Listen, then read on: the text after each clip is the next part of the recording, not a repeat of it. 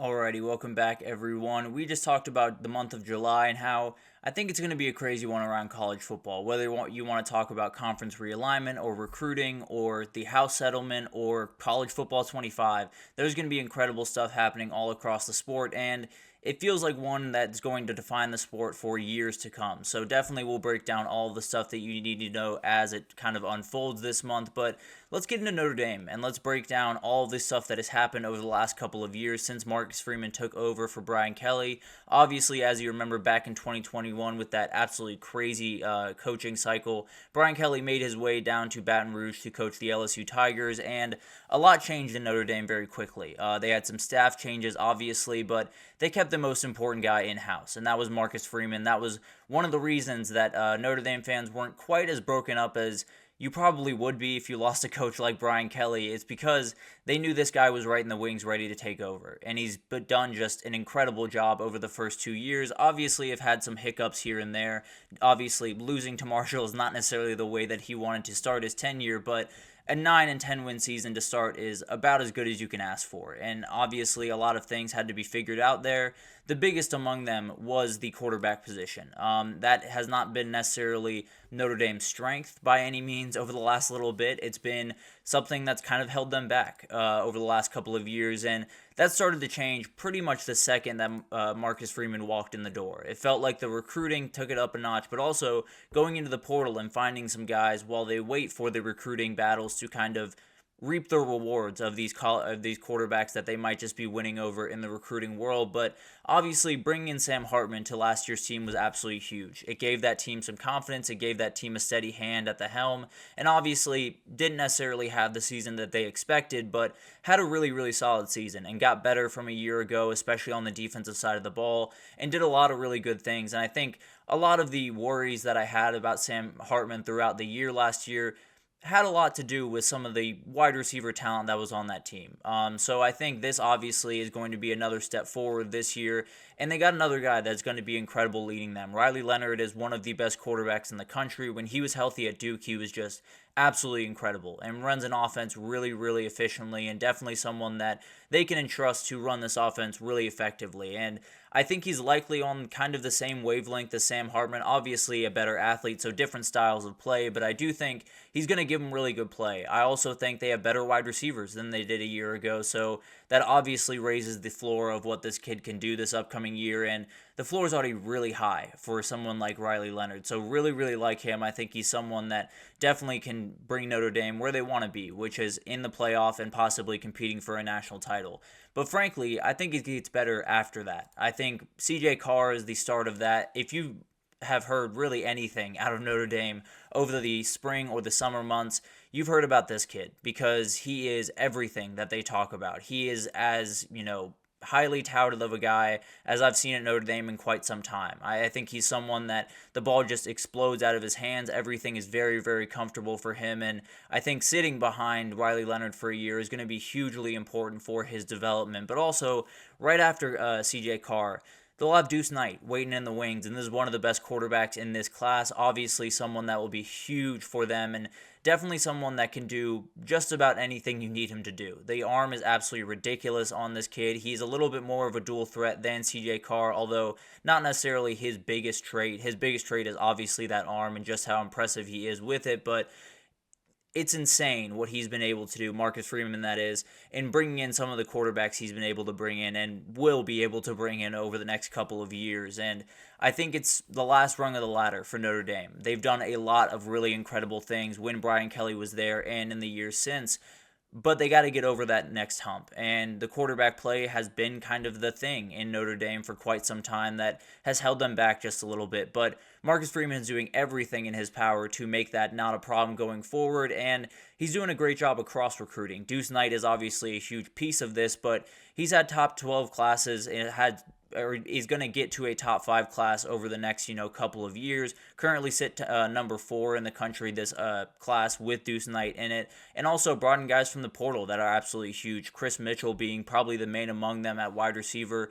Absolutely huge player that they brought in, someone that they're going to need to play absolutely huge for them. And also the back end of this defense is always going to be really good. They're bringing in tons of guys in this recruiting class that are just going to be elite college football players, and as long as you have Marcus Freeman on the staff, he's going to be able to bring in those guys. There's no doubt about that. But also, the probably biggest move that they made this offseason is hiring Mike Denbrock back. Obviously, this is someone that did just incredible things at LSU a year ago. Jaden Daniels and him kind of teamed up for what was one of the best offenses we've seen in quite some time in college football, and it's obviously something that Notre Dame wants to happen up there. Now, I don't necessarily think they're going to be the 2023 LSU or anything like that, but I do think they're going to put up more points. I do think they're going to be more dynamic, and I do think they're going to be a little bit scarier of an offense to deal with up in Notre Dame for as long as he's there, really. I think they're going to be a team that is likely going to live off the run a little bit more than LSU did a year ago, but also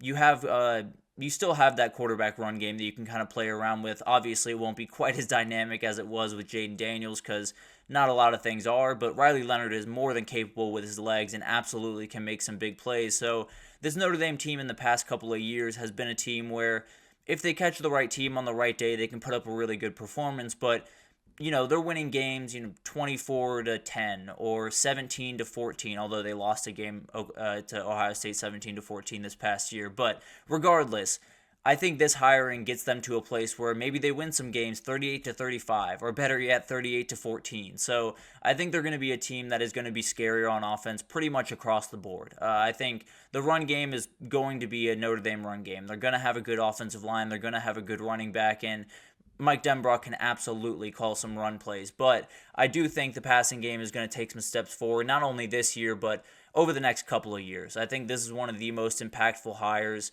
over the last, or really over this offseason. Obviously, DeAnton Lynn over at USC, Tim Lester at Iowa are going to have huge, huge things to kind of live up to and fix, really, in their two places that they're at. But Mike Denbrock might have the biggest effect this year, and honestly might have the biggest effect going forward for this team just because of how good he is. So obviously this is going to be absolutely insane to watch Notre Dame kind of develop into the team that they've been capable of being for quite some time, but bringing in some of the offensive talent that they've brought in over the last 2 years, and especially this offseason, has just been absolutely incredible and definitely can take them to that next level.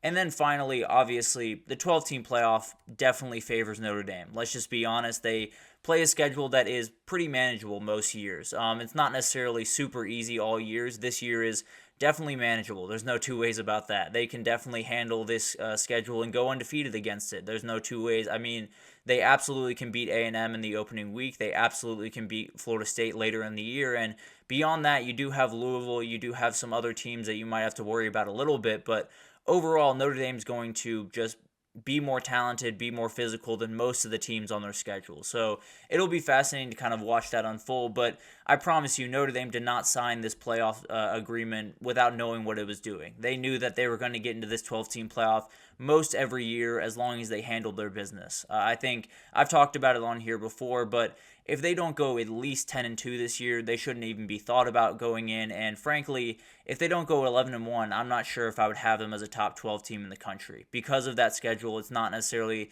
the gauntlet that they usually face. So I'm not necessarily super bullish on this team, being able, if they go 9-3, I definitely don't think they should be in. Even if they go 10-2, I think that depends on what everyone else is doing around the college football world. So this obviously is a team that is capable of being a top 5 or 6 team in the country. They can do just incredible things, particularly on the defensive side of the ball. It's going to be an incredible group led by Xavier Watts, Howard Cross, Riley Mills, a lot of really, really talented players on that defense, even losing some really, really talented players like J.D. Bertrand from a year ago. So I think they're just going to be an incredible team pretty much across the board. And a lot of that has to do with the head guy, Marcus Freeman. It feels like the second he showed up, a lot of things changed around there. And it wasn't necessarily to say that Brian Kelly was doing a bad job. Obviously, he wasn't. He was doing an incredible job up there. But it feels like there's a gear that has been hit up at South Bend that just hasn't really been there over the last, decade or so. And particularly on the offensive side of the ball, it feels like a lot of the things are starting to find their place up there in South Bend, especially at the quarterback position. So it'll be incredible to kind of watch this team develop over the next couple of years, because Marcus Freeman walked into what is one of the biggest jobs in the country, one of the most high-pressure jobs in the country, and has answered pretty much every bell. Obviously, got off to a little bit of a rough start in year one, but recovered really nicely from that. And then year two was a little bit better. I expect year three to be a little bit better than that. And then you're off running. And a lot of things can happen coming over the next couple of years for the Irish. And I think they're just going to be a really, really good team, pretty much year over year. I think the defense is almost always going to be good with Marcus Freeman calling plays and doing some of the things that he does on defense, but also the offense is just slowly getting better. I do think they need to keep taking steps forward at the wide receiver position in recruiting and in the portal, but regardless, this team has taken